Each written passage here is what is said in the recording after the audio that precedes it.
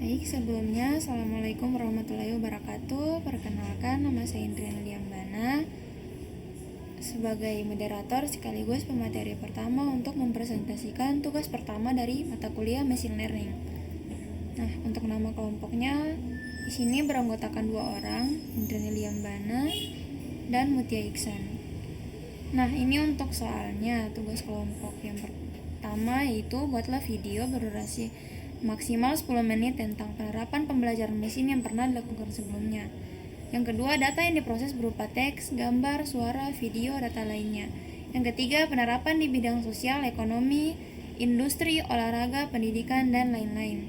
Yang keempat, jelaskan di mana proses belajar untuk setiap kasus berdasarkan experience, task, dan performance. Untuk yang pertama, penerapan pembelajaran mesin yang pernah dilakukan sebelumnya. Berikut adalah penerapan machine learning di berbagai bidang. Yang pertama, kecerdasan buatan atau artificial intelligence yang disebut AI. Machine learning merupakan bagian dari AI, di mana AI mencakup kemampuan komputer untuk berpikir dan mengambil keputusan layaknya manusia. Yang kedua, statistika dan matematika.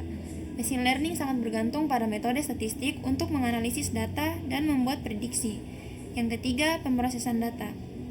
Bidang ini mengajarkan bagaimana mengolah dan membersihkan data sebelum model machine learning dapat dilatih. Yang keempat, optimasi. Pengoptimalan algoritma untuk meningkatkan performa model machine learning adalah aspek penting dalam penerapannya. Untuk yang kedua, data yang diproses dapat berupa teks, gambar, suara, video, data lainnya.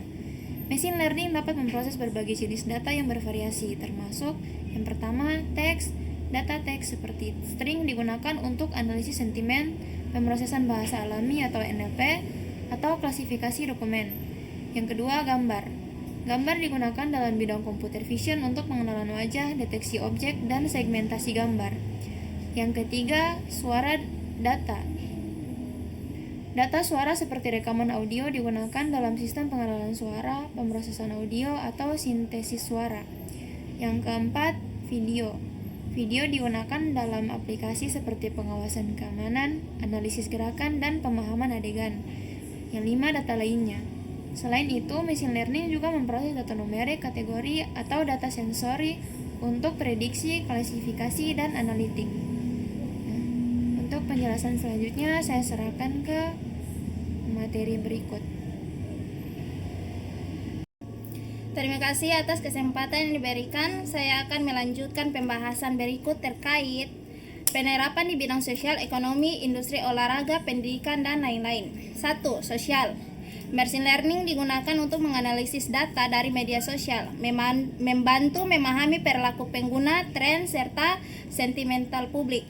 2. Ekonomi. Dalam bidang ekonomi, machine learning dapat digunakan untuk merediksi pasar, menganalisis resiko keuangan, dan bahkan mensimulasikan model ekonomi di industri olahraga. 3. Industri. Di sektor industri, machine learning membantu dalam otomatisasi proses, deteksi cacat pada produk, dan optimasi rantai pasokan, peningkatan efisien dan mengurangi biaya. 4. Olahraga. Dalam industri olahraga, machine learning digunakan untuk menganalisis performa atlet, memprediksi hasil pertandingan, dan membantu mengembalikan keputusan yang lebih akurat dalam manajemen tim. 5. Pendidikan. Dalam pendidikan, machine learning digunakan untuk personalisasi pembelajaran, analisis performa siswa, serta menciptakan pengalaman belajar yang lebih adaptif. Dalam machine learning, proses belajar berdasarkan pengalaman experience E, tugas, task T, dan kinerja performance P dijelaskan sebagai berikut. 1. Eksperimen atau E, data atau pengalaman yang digunakan oleh model untuk belajar. Contoh, data historis dari transaksi penipuan digunakan untuk melatih model deteksi penipuan. 2. Task atau T, tugas spesifik yang ingin diselesaikan oleh model. Contoh, memprediksi apakah suatu transaksi adalah penipuan atau bukan.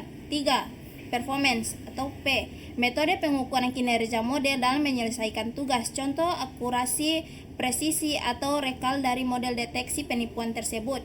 Pada setiap kasus, model machine learning meningkatkan kinerjanya atau P dengan menggunakan data masa lalu, E untuk menyelesaikan tugas yang diberikan atau T dalam kurung T. Terima kasih, mohon maaf atas kekurangan dan kesalahan kami. Wassalamualaikum warahmatullahi wabarakatuh.